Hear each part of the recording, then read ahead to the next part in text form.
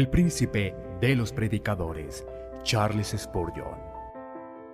Narrado por Samuel Andrés Chaparro Sandoval.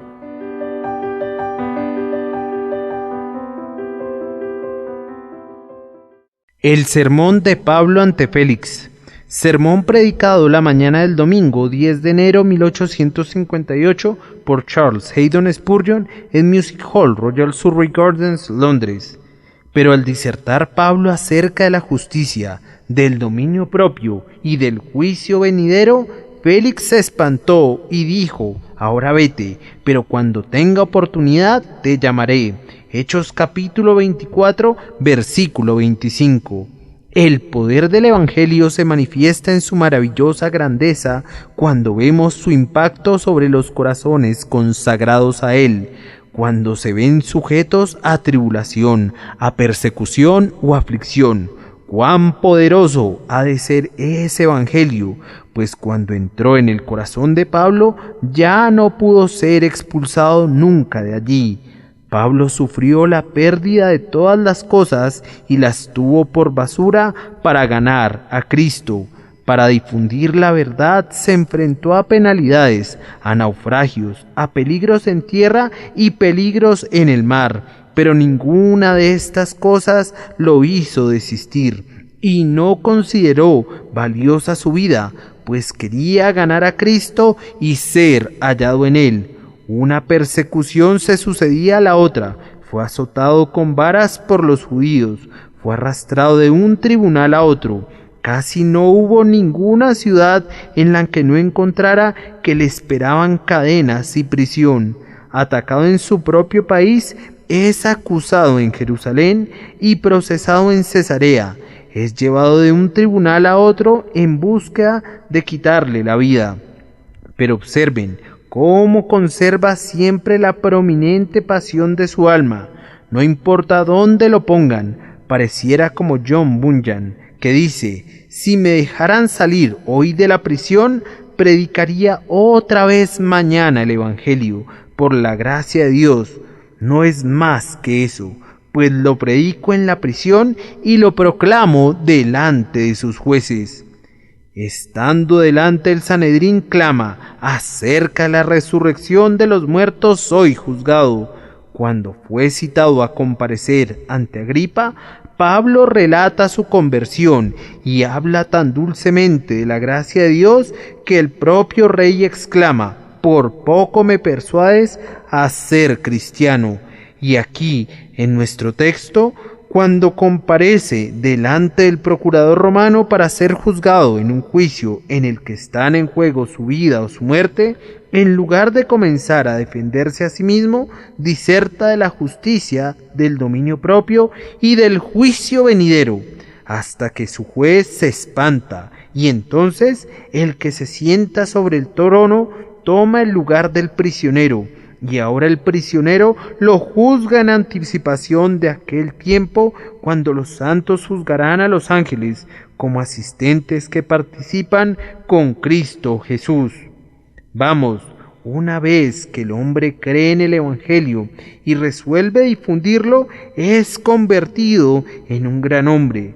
Si se trata de un hombre desposeído de poder, de intelecto y de talento, es convertido en un hombre grandemente denodado en su arduo deseo de servir a Cristo, en la pequeña medida en que pueda hacerlo. Pero si se trata de un hombre dotado, enciende su alma entera, saca a relucir todos sus poderes, desarrolla todo lo que permanece oculto, encuentra cada talento que había sido guardado en un pañuelo y despliega todo el oro y la plata de la riqueza intelectual del hombre, exponiéndolo todo para honra de ese Cristo que lo ha comprado todo con su sangre. Podríamos detenernos un poco más y demorarnos en esta reflexión para mostrarles cómo, en todas las épocas, esta ha sido la verdad, que el poder, el Evangelio en la influencia ejercida sobre los corazones de los hombres ha sido eminentemente demostrado, probando la verdad de aquella expresión de Pablo cuando dijo que ni tribulación o angustia o persecución o hambre o desnudez, o peligro o espada, habrá de separarlos del amor de Dios que es en Cristo Jesús nuestro Señor. Pero en vez de hacer eso, los invito a escudriñar el texto más cuidadosamente.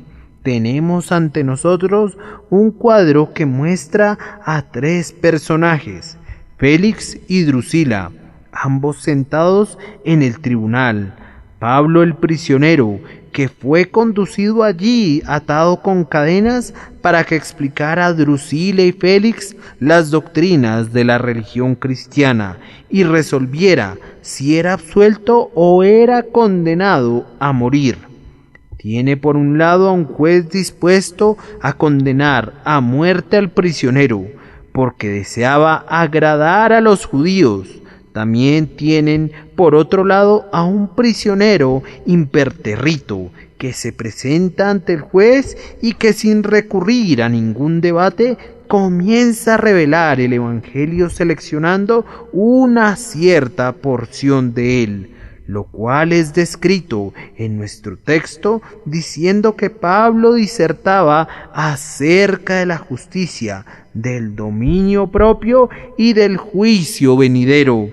El juez se espanta, despide apresuradamente al prisionero y promete escucharle cuando tenga oportunidad.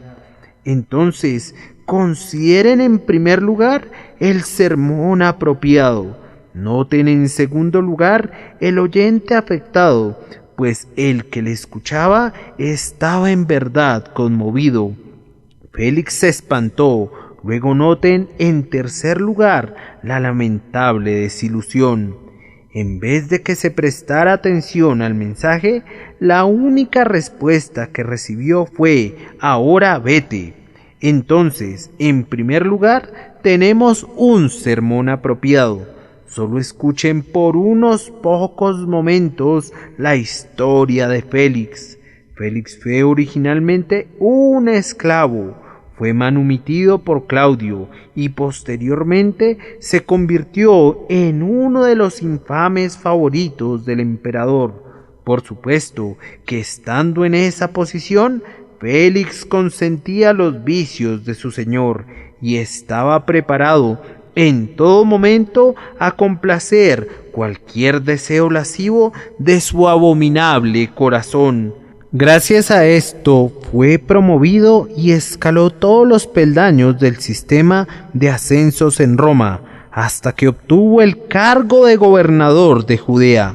Siendo gobernador allí, cometía todo tipo de actos de extorsión que le fueran posibles y llegó a tal extremo al final que el emperador Nerón se vio obligado a destituirlo y habría sido severamente castigado por sus crímenes, a no ser por la influencia que tenía su hermano Palas, otro liberto, con el emperador, a través de quien obtuvo la exoneración, no sin antes recibir una severa reprensión. El historiador romano Tácito comenta: él desempeñaba las funciones imperiales en Judea con un alma mercenaria. Entonces pueden ver con facilidad cuán apropiado era el discurso cuando el apóstol Pablo disertaba acerca de la justicia. Félix había sido un extorsionador injusto y el apóstol seleccionó a propósito la justicia como uno de los tópicos de su discurso. Junto a Félix estaba sentada Drusila. En el versículo que precede a nuestro texto, ella es llamada su mujer.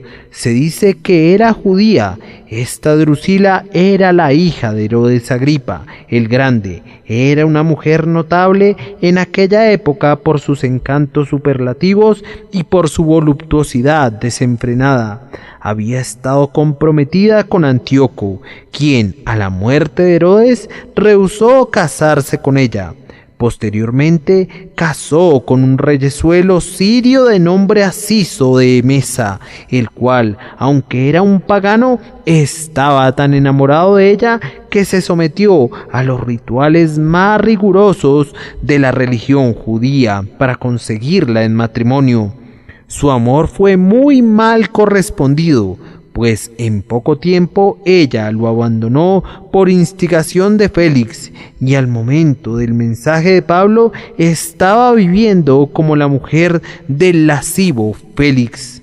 Entonces podemos entender fácilmente por qué el apóstol Pablo, fijando su severa mirada en Drusila, disertó acerca de la continencia y públicamente censuró tanto a Félix como a Drusila por la desvergonzada lascivia en la que vivían públicamente.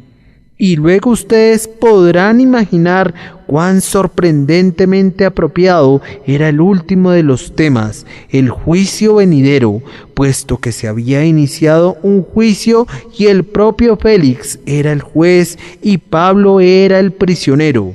Creo, hermanos míos, que no sería muy difícil imaginarnos cuán adecuadamente el apóstol manejó su tema. Yo concibo que Félix esperara tener una gran disquisición sobre algunos temas recónditos del Evangelio. Posiblemente esperara que el apóstol disertara acerca de la resurrección de los muertos. Pensó tal vez que la predestinación, la elección y el libre albedrío serían los tópicos del discurso del apóstol. En verdad pensaría: me dirá esas cosas profundas y ocultas en las que el Evangelio de Jesús difiere del judaísmo, pero no fue así.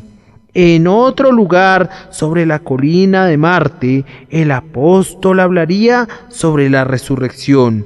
En otro lugar, habría podido hablar de la elección y declarar que Dios era el alfarero y que el hombre no era sino barro. Pero este no era el lugar para eso, y tampoco este no era el momento propicio para tales temas. Este era el momento para predicar los claros preceptos del Evangelio y para tratar severamente con un hombre malvado que sustentaba un poder eminente. Conciban entonces el incisivo estilo de sus palabras iniciales, cómo se dirigía Félix en lo tocante a la justicia. Puedo imaginarme cómo pondría ante la consideración de Félix a la viuda a quien le había sido arrebatada su herencia, a los niños huérfanos de padre que, desposeídos de la abundancia, eran conducidos a mendigar su pan. Puedo suponer cómo trajo a la mente de ese hombre ruin los muchos sobornos que había recibido cuando impartía justicia. Le recordaría las falsas decisiones que había tomado. Querría recordarle cómo los judíos, como nación, habían sido oprimidos, cómo por causa de los impuestos habían sido oprimidos en extremo. Le presentaría una escena tras otra en las que la avaricia había pasado por encima de la equidad, describiendo valerosa y severamente el carácter preciso del hombre, para luego declarar al final que tales hombres no podían tener una herencia en el reino de Dios, y pedirle que se arrepintiera de esta su iniquidad, para que sus pecados pudieran ser perdonados.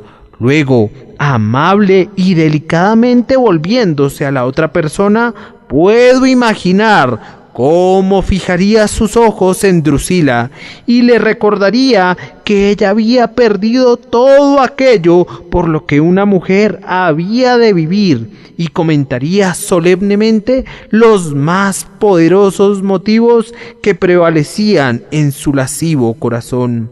Y luego, dirigiéndose a Félix, le recordaría que los adúlteros y fornicarios no entrarían en el reino de los cielos, no tienen una herencia allí.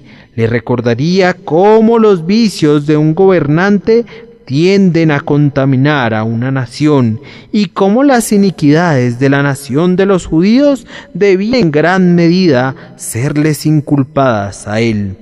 Puedo concebir cómo por un instante Félix se mordería los labios Pablo no le dio oportunidad para que sintiera ira o pasión, pues en un instante, en un arranque de elocuencia apasionada, introdujo el tema del juicio venidero, condujo a Félix a pensar que veía el gran trono blanco, los libros abiertos y al mismo siendo denunciado delante de su juez. Lo condujo a oír las voces de la trompeta, el venid benditos, el apartaos malditos. Lo petrificó, lo clavó en su asiento, abrió sus oídos y le hizo escuchar, mientras con denuedo severo y apasionado, aunque sus manos estaban amarradas con cadenas, usaba la libertad del Evangelio para reconvenirle. Puedo concebir muy bien que entonces Félix haya comenzado a espantarse. Aquel que era ruin y vil y pérfido se espantó como un cobarde esclavo, como lo que era realmente, y aunque estaba sentado en un trono, se vio ya condenado. No podríamos decir lo que habría hecho a continuación si el diablo no le hubiera sugerido entonces que era tiempo de levantarse. Pues con una prisa impaciente, él y Drusila se levantaron del trono.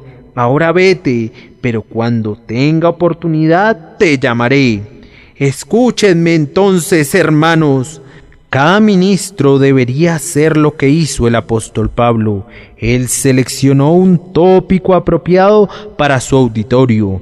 A nosotros nos corresponde hacer lo mismo, pero ¿acaso no se puede encontrar a muchos ministros que, si se dirigieran a reyes o a príncipes, derramarían delante de ellos la adulación y la lisonja más viles que jamás brotaran de labios mortales?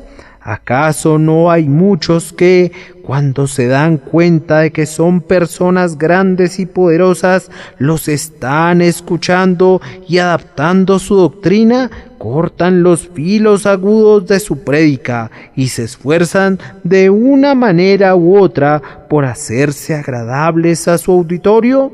¿Acaso no se puede encontrar a muchos ministros que, si se dirigen a un grupo antinominiano, se limitan a hablar estrictamente de la predestinación y la reprobación? Y no hay ministros que, si se dirigen a un auditorio de filósofos, solo hablaran de mortalidad, pero nunca mencionan palabras tales como el pacto de gracia y la salvación por la sangre. ¿Acaso no se podría encontrar algunos que piensan que el más elevado objetivo del ministro es atraer a la multitud para luego agradarla? ¡Oh, Dios mío! Cuán solemnemente debería deplorar cada uno de nosotros nuestro pecado, si sintiéramos que hemos sido culpables en este asunto. ¿Qué importancia tendría haber agradado a los hombres? ¿Hay en ello algo que permita que nuestra cabeza descanse tranquila sobre la almohada de nuestra muerte? ¿Hay en ello algo que nos proporcione valor en el día del juicio o produzca nuestra felicidad cuando nos enfrentamos a tu tribunal, oh juez de los vivos y de los muertos? No, hermanos míos, debemos siempre tomar nuestros textos de tal manera que apuntemos hacia nuestros oyentes con todo nuestro poder. Yo espero no predicar nunca delante de una congregación. Yo deseo siempre predicarles a ustedes. Tampoco deseo exhibir poderes de elocuencia, ni tampoco pretendería ninguna profundidad de erudición. Yo quiero decir simplemente, escúchenme mis semejantes, pues Dios en verdad me envía a ustedes. Hay ciertas cosas que les conciernen y les hablaré de ellas. Ustedes están muriendo. Muchos de ustedes, cuando mueran, han de perecer para siempre. No me corresponde a mí estarlos divirtiendo con algunas cosas profundas que pudieran instruir su intelecto, pero sin entrar en sus corazones. A mí me corresponde poner la flecha en el arco y dispararla a su destino, desenvainar la espada y aunque la vaina esté más reluciente que nunca, arrojarla a un lado para que la majestad de la verdad desnuda hiera sus corazones, pues en el día del juicio, exceptuando las predicaciones sencillas, todo lo demás será consumido como madera, heno y hojarasca, pero las predicaciones claras permanecerán como el oro y la plata y las piedras preciosas que no pueden ser consumidas. Pero algunos hombres dirán: Señor, los ministros deben ser personales. Los ministros deben ser personales y nunca serán fieles a su Señor mientras no lo sean. Yo admiro a John Knox por presentarse Biblia en mano ante la Reina María para censurarla severamente. Yo admito que no me gusta exactamente la manera en que lo hizo, pero me encanta el acto en sí. La mujer había sido una pecadora y él se lo dijo llanamente en su cara. Pero ahora, nosotros pobres y pusilánimes, hijos de nadie, tenemos que pararnos y hablar acerca de generalidades. Tenemos miedo de señalarlos y hablarles de sus pecados personalmente. Pero bendito sea Dios, yo he sido liberado de ese miedo desde hace mucho tiempo. No hay ningún hombre que camine sobre la superficie de esta tierra al que no me atreva a reprender.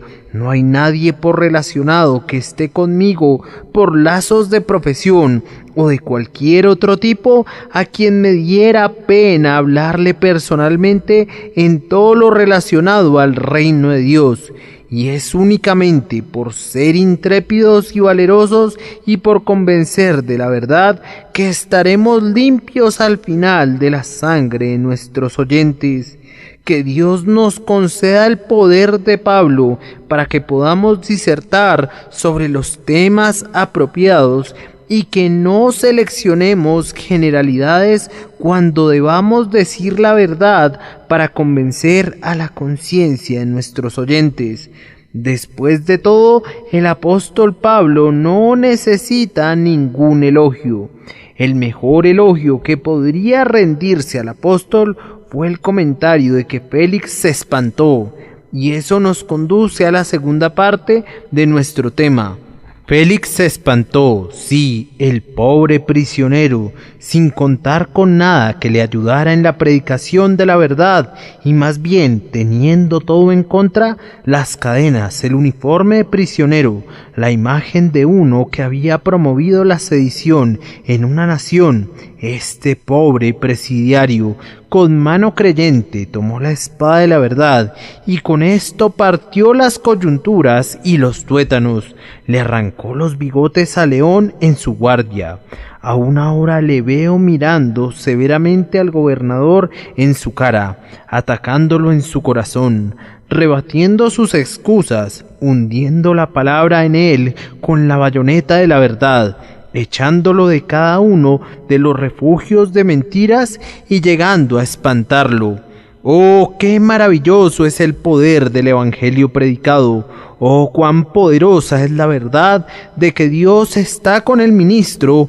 Porque cuando los reyes de la tierra consultan unidos, todavía desfallecen ante él. ¿Quién es aquel que no ve aquí algo más que elocuencia humana cuando un prisionero se convierte en juez y el príncipe que está sobre el trono se convierte en el criminal? Félix se espantó. ¿No hay algunas personas aquí presentes que hayan experimentado los mismos sentimientos que Félix?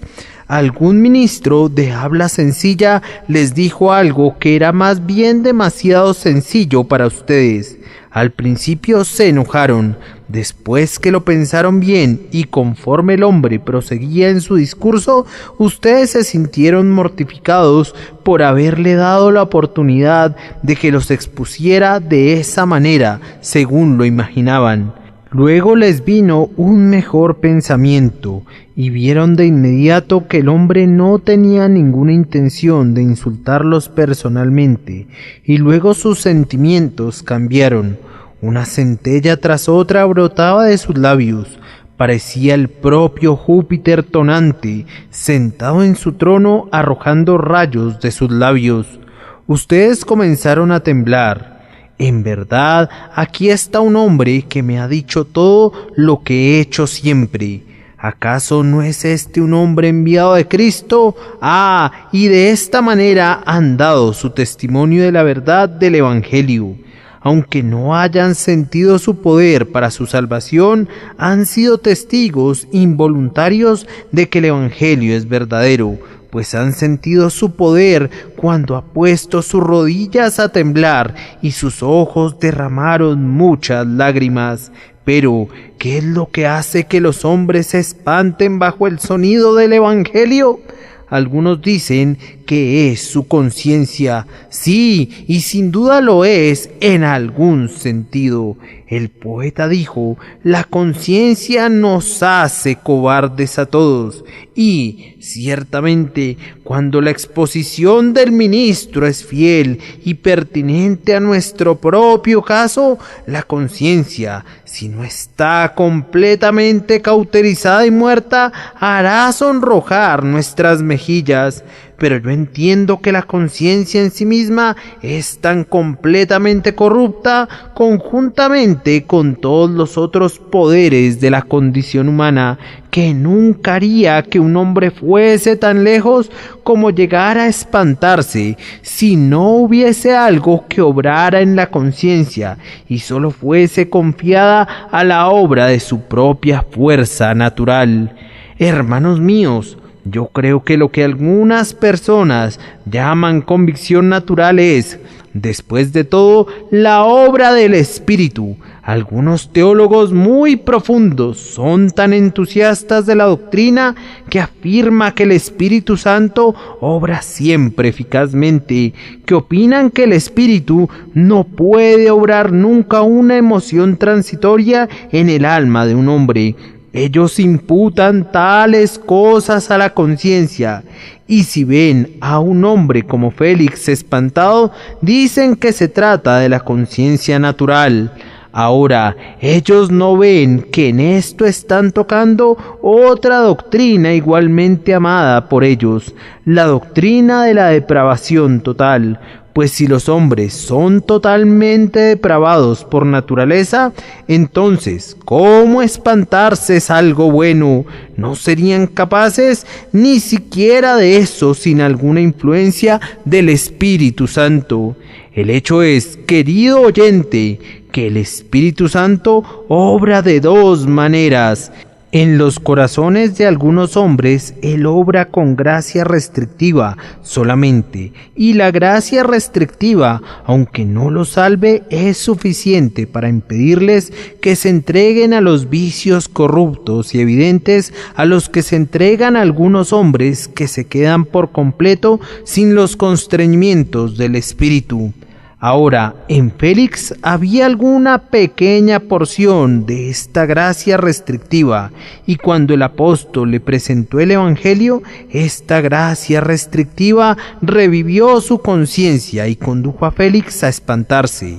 Noten que el hombre puede resistir, y en efecto resiste esta gracia restrictiva, pues, no obstante que el Espíritu Santo es omnipotente y que no puede ser resistido nunca cuando obra omnipotentemente. Sin embargo, al igual que el hombre fuerte algunas veces no ejerce toda su fuerza, sino que se esfuerza con su dedo, por ejemplo, de tal manera que permite que incluso un mosquito o una hormiga lo dominen. Así el Espíritu Santo obra algunas veces solo temporalmente y por buenos y excelentes propósitos que siempre logra, pero Él permite que los hombres apaguen y resistan sus influencias, de tal forma que la salvación no es asequible de esa forma. Dios, el Espíritu Santo, puede obrar en los hombres algunos buenos deseos y sentimientos, y sin embargo podría no tener ningún propósito de salvarlos. Pero noten que ninguno de esos sentimientos son cosas que acompañen la salvación, pero si así fuera, continuarían. pero Él no obra omnipotentemente para salvar, excepto en las personas de sus propios elegidos, a quienes ciertamente atrae así. Entonces yo creo que el espanto de Félix ha de ser explicado por la gracia restrictiva del Espíritu que revivió su conciencia e hizo que se espantara. Pero ¿qué se dirá de algunos de ustedes que nunca se espantan?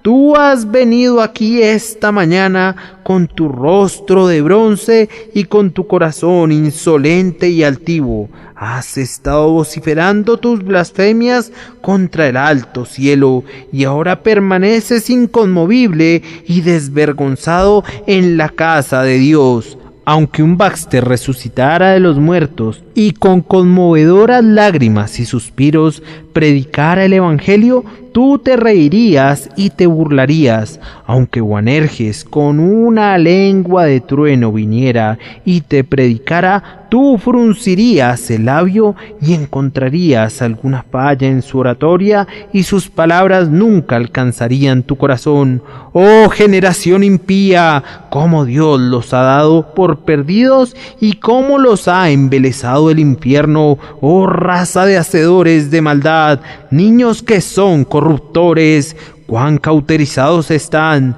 Mi alma lee con una mirada profética la escritura sobre la pared. Ustedes ya han sido condenados. Ustedes dejaron atrás toda esperanza. Árboles otoñales sin fruto, 2 veces muertos y desarraigados. Pues en el hecho de que ustedes no se espantan, hay una prueba no solo de su muerte, sino de su positiva putrefacción. Han de morir como son, sin esperanza, sin confianza ni refugio, pues quien ha perdido el sentimiento, ha perdido la esperanza. El que ya no tiene conciencia ha sido abandonado por Dios, el Espíritu Santo, y ya no contenderá con él para siempre. Y ahora, pasando rápidamente este punto del auditorio espantado, llegamos a continuación a la lamentable desilusión que experimentó Pablo cuando vio que Félix se levantaba con celeridad y lo despedía de su presencia.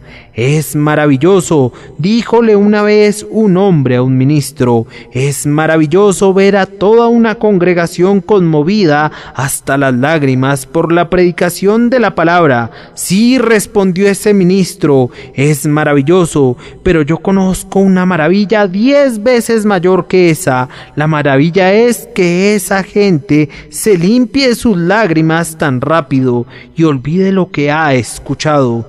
Es maravilloso que Félix se espantara delante de Pablo. Es más maravilloso aún que Félix dijera: ahora vete. Es extraño, es sorprendentemente extraño que cuando la palabra toca la conciencia, aún entonces el pecado tiene tal poder sobre los hombres que la verdad puede ser resistida y expulsada del corazón. Félix, infeliz Félix, ¿por qué es que te levantas de tu asiento en el tribunal? Es tal vez porque tienes muchos asuntos que resolver. Detente, Félix, deja que Pablo te hable un minuto más. Tú tienes negocios, pero ¿no te importa tratar los asuntos de tu alma? Detente, hombre infeliz. ¿Acaso estás a punto de ser un extorsionador otra vez? ¿De nuevo vas a darle mayor peso a tus riquezas personales? ¡Oh, detente! ¿No puedes dedicar otro minuto a tu pobre alma?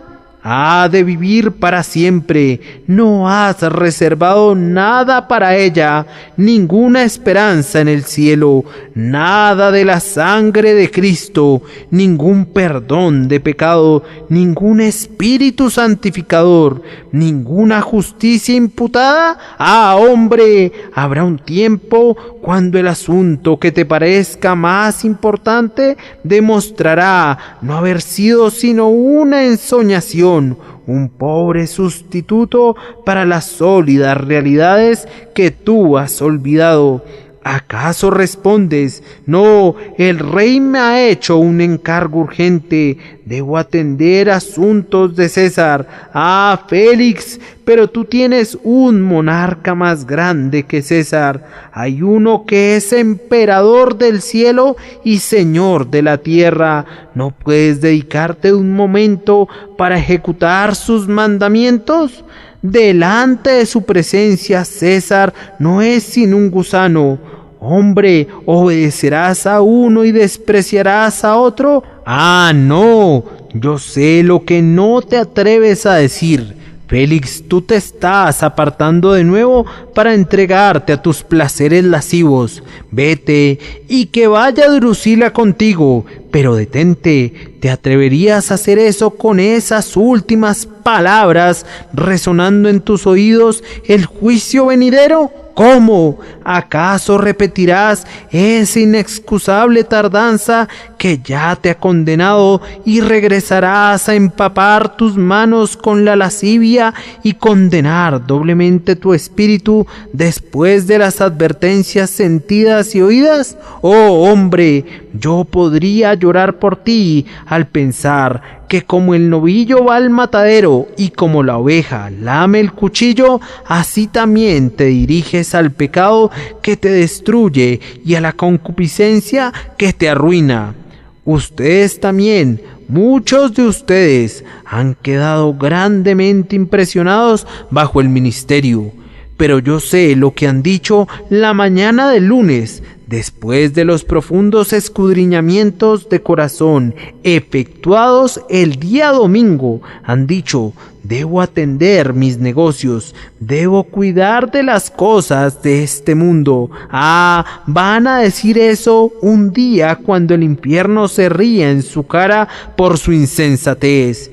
Piensen en los hombres que están muriendo cada día diciendo: hemos de vivir, pero que olvidan que han de morir. Oh pobre alma, ¿qué te preocupas por esa casa, por tu cuerpo, y descuidas al huésped que vive dentro?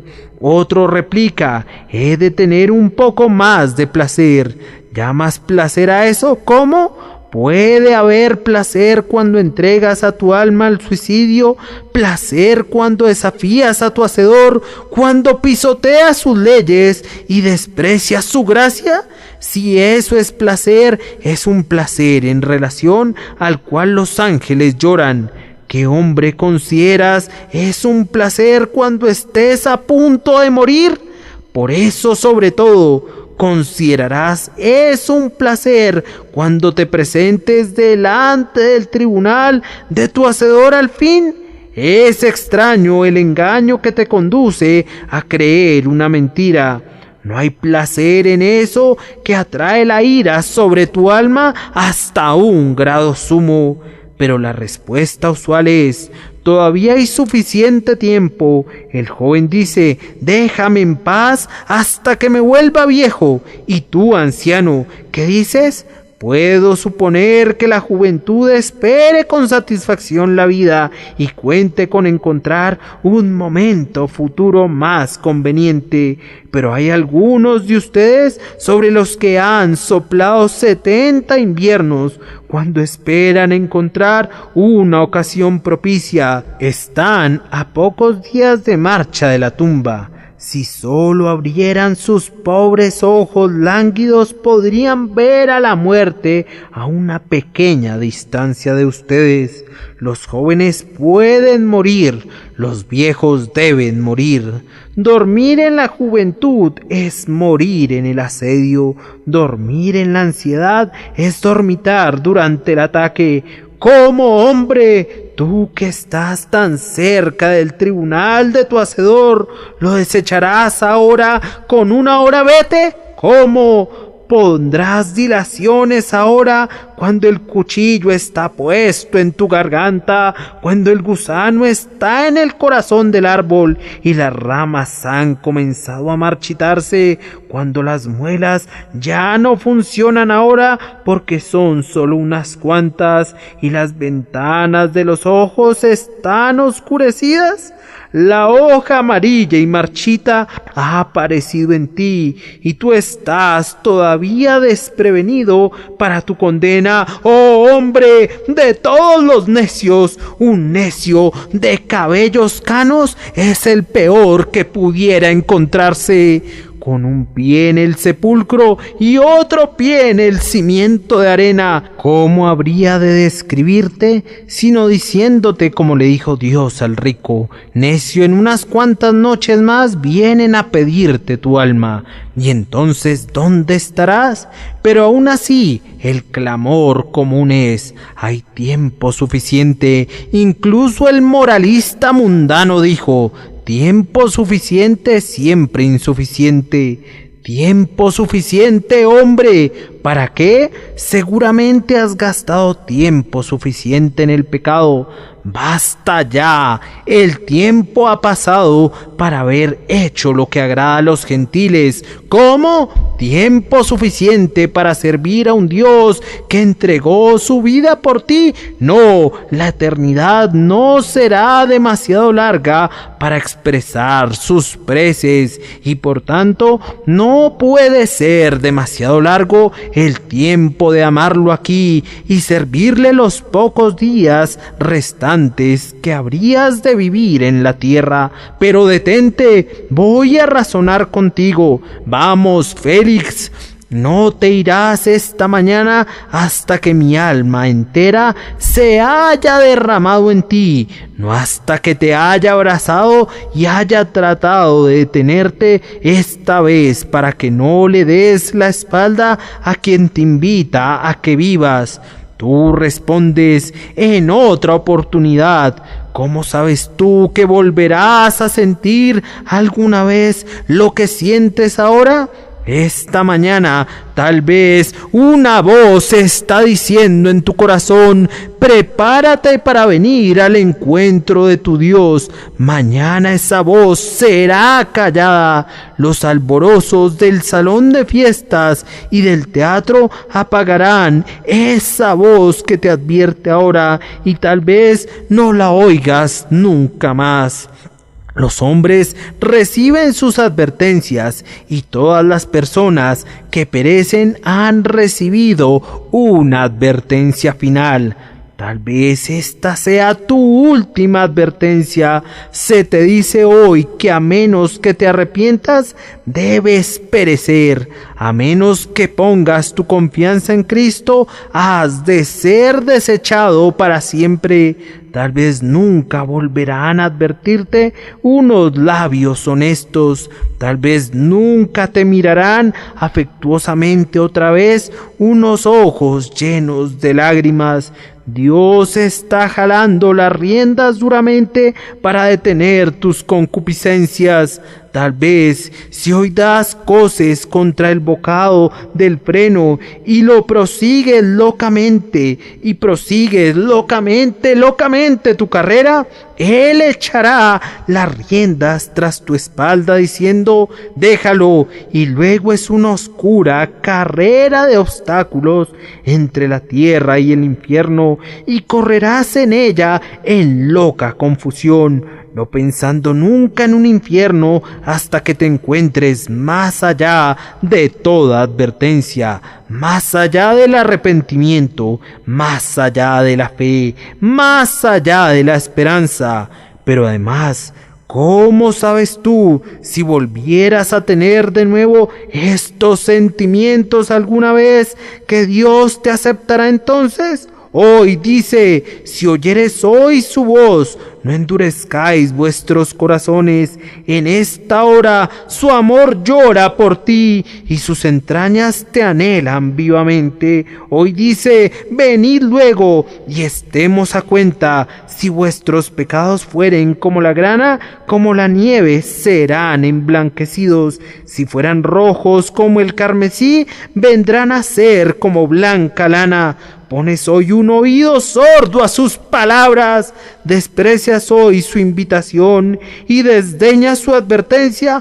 Pon atención, un día podrías necesitar lo que ahora desprecias, y entonces podrías clamar a Él, pero no te oirá. Podrías entonces suplicarle, pero Él desechará tu oración, y su única respuesta será: yo llamé. Recuerda el Surrey Music Hall aquella mañana. Yo llamé y no quisiste oír.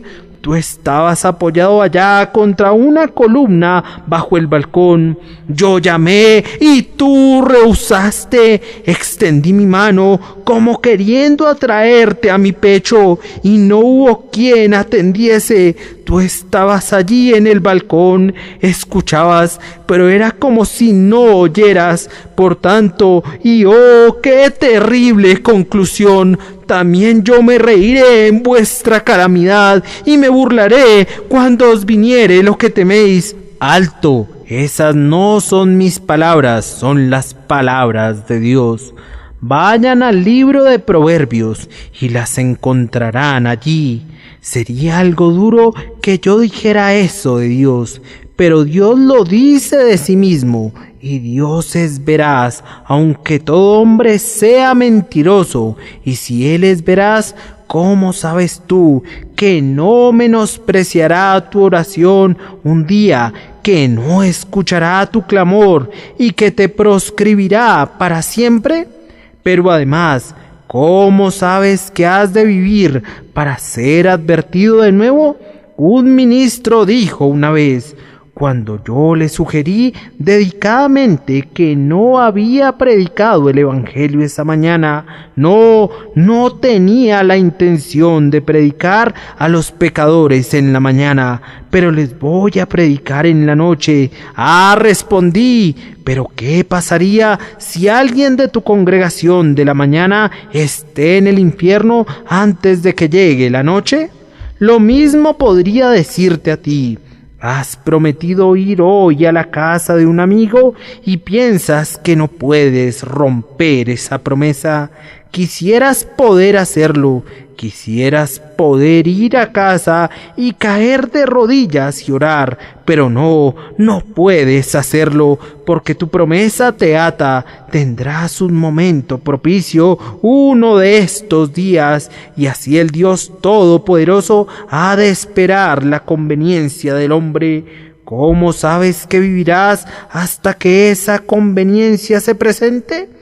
Un poco de calor en exceso o demasiado frío dentro del cerebro, un flujo demasiado rápido de la sangre o una circulación demasiado lenta de la misma. Basta que los fluidos del cuerpo se vayan por el lugar equivocado y estás muerto. Los peligros polulan por todo el terreno para cargarte a la tumba, y torvas enfermedades aguardan en derredor para apresurar a los mortales al hogar. Oh, ¿por qué te atreves entonces a posponerlo diciendo, todavía tengo tiempo suficiente? ¿Será salvada tu alma jamás porque digas, todavía tengo tiempo suficiente? Muy bien, dice un hombre. Una persona podría decir, estoy resuelto a comer, pero la resolución de comer nunca alimentará su cuerpo. Un hombre podría decir, estoy resuelto a beber, pero la resolución de beber nunca apagará su sed. Y tú podrías decir, estoy resuelto a buscar a Dios con el tiempo, pero tu resolución no te salvará. No es el oyente olvidadizo, sino el hacedor de la palabra el que será bendecido por ella. Oh, que pudieras decir ahora, hoy, Dios mío, hoy yo confieso mi pecado, hoy te pido que manifiestes tu gracia, hoy recibe mi alma culpable y muéstrame la sangre del Salvador. Hoy yo renuncio a mis necedades, a mis vicios y a mis pecados, constreñido por la gracia soberana. Hoy desecho mis buenas obras como mi base para confiar. Hoy clamo, nada en mis manos traigo, simplemente a tu cruz me aferro. Oh, feliz es aquel ministro que tenga un auditorio así. Ese ministro sería más feliz que Pablo si supiera que su congregación ha dicho esto: ven, oh Espíritu Santo, y atrae a los corazones renuentes y haz que se inclinen delante del cetro de la gracia soberana. Predicar, ustedes pueden verlo, hace que pierda mi voz. No es eso, no es la predicación, sino el estar suspirando por sus almas, lo que representa un duro trabajo.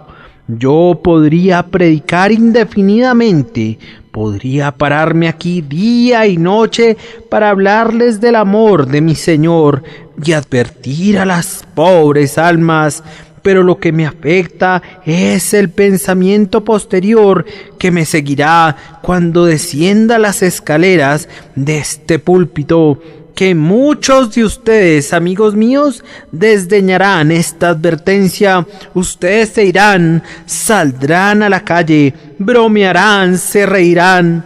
Mi Señor dice: hijo de hombre, ¿has oído lo que los hijos de Israel dicen de ti? He aquí, tú eres como uno que toca una tonada con un instrumento. Gozan contigo y luego siguen su camino. Sí, pero eso no tendría importancia. Que se rían de mí no es gran molestia para mí.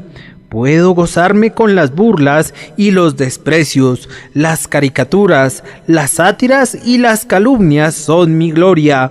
De estas cosas me jacto, en estas cosas me gozo. Pero que ustedes se aparten de su propia misericordia, esa es mi aflicción. Escúpanme, pero arrepiéntanse. Ríanse de mí, pero crean en mi Señor.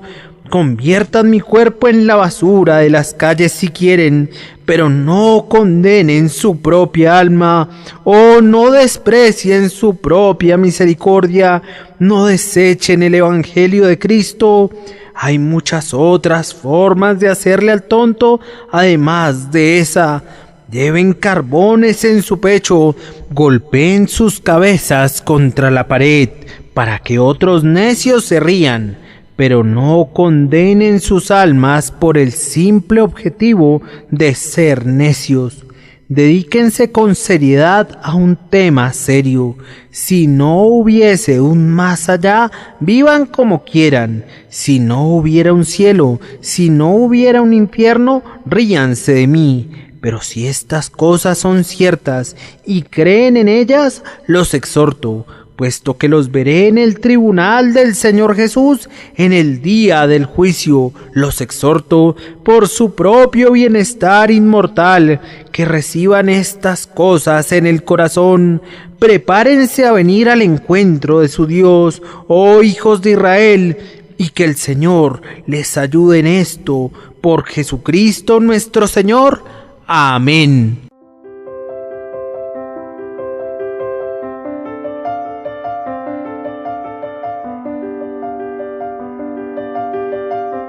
El príncipe de los predicadores, Charles Spurgeon. Narrado por Samuel Andrés Chaparro Sandoval.